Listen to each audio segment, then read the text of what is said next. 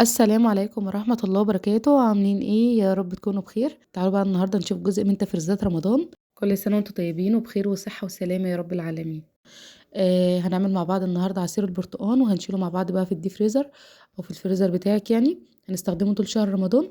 يلا بينا نشوف هنعمله إزاي. هنا بقى معايا برتقال عصير، برتقال عصير لازم تكوني متأكدة إن هو عصير مش أكل طبعًا. بصوا أنا هنا جبت الكمية على حسب طبعًا الكمية اللي أنتِ هتستخدميها. انا هنا معايا الكميه اللي انا هستخدمها، جبته بقى كده غسلته بالشكل ده.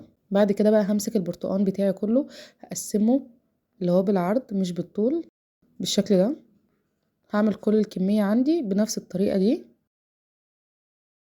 بصوا زي كده.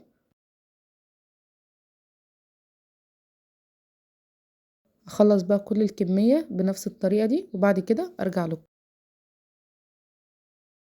هنا بقى بعد ما خلصت كل الكميه بتاعتي جبت بقى عصاره البرتقال بتاعتي. انا عندي عصاره في الخلاط.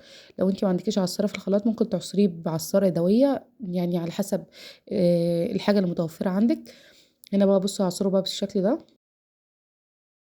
همسك بقى كل الكميه بتاعتي اعصرها.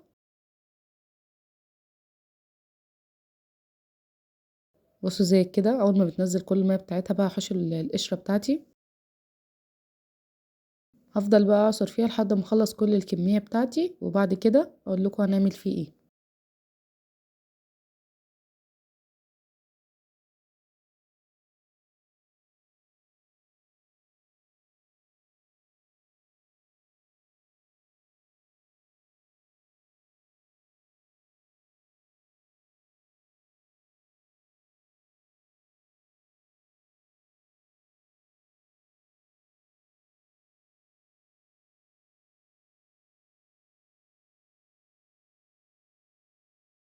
هنا بصوا بعد ما الكبه بتاعتي اتملت عصير برتقال، هصفي بقى الميه بتاعتي كده اللي من فوق من القشر.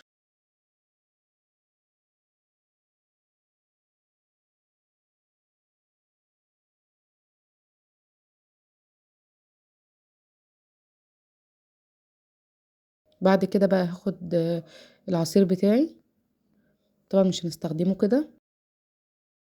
هجيب بقى مصفى ضيقة، مصفى تكون ضيقة علشان لما نصفيه يعني اي قشرة اي بذور اي حاجة تطلع منه. بصوا دي مصفى ضيقة. هصفي بقى كمية البرتقال بتاعتي. همسك بقى الاسباتيولا او اي حاجة كده. بصوا هحركها بحيث ان انا اصفي كل الكمية بتاعتي.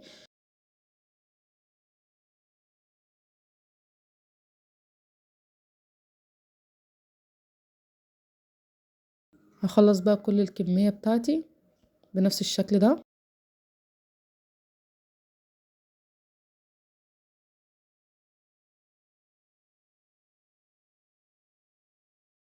بصوا قوامه عامل ازاي. خلصت كل الكمية بتاعتي. ده برتقان بس ما تحطلوش اي ميه نهائي ولا نقطه ميه. طبعا عشان نحافظ على طعم البرتقان بتاعنا انا هعصر عليه كام وحده ليمونه كده. يعني انا عصرت عليه 3 ليمونات كبار طبعا على حسب الكميه اللي انت عاملاها. وهقلبه كويس. مش هنضيف له اي سكر نهائي. السكر بتضيفيه لما تيجي تستخدمي البرتقان بتاعك. احنا دلوقتي هنحط له ليمون بس. هنكيسه بقى لو انت عايزه تعبيه في ازاز براحتك، انا بصراحه احطه في اكياس. ولما تخرجيه وتيجي تستخدميه هتحطي له السكر. هنا بقى هعاير بقى المعيار بتاعي اللي انا هحتاجه يعني.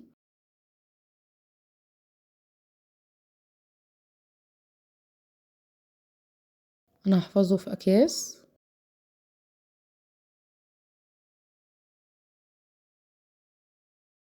هنا بصوا حطيت الكميه اللي انا محتاجاها. وبعد كده بقى هربطه.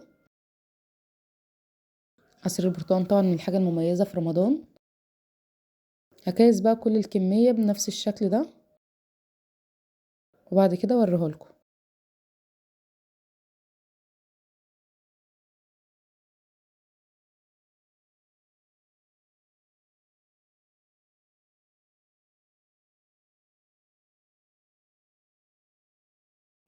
هنا بقى بعد ما خلصت كل الكميه بتاعتي بصوا كيستها بقى بالشكل ده. طلعت كل الهواء اللي في الكيس بتاعي. هحفظه بقى في الفريزر. هحطهم كده بقى في الفريزر بتاعي كل لما استخدمه يعني اجي استخدمه. هطلع الكيس بتاعي واضيف له السكر بتاعي عادي. والليمون اللي احنا حاطينه ده هيحفظه وهيخلي طعمه ما يتغيرش نهائي. بجد جربوا الطريقه دي هتعجبكم قوي. كده خلص الفيديو معانا، ولو عجبك الفيديو متنسيش تشتركي في القناة وتفعلي زر الجرس، والسلام عليكم ورحمة الله وبركاته.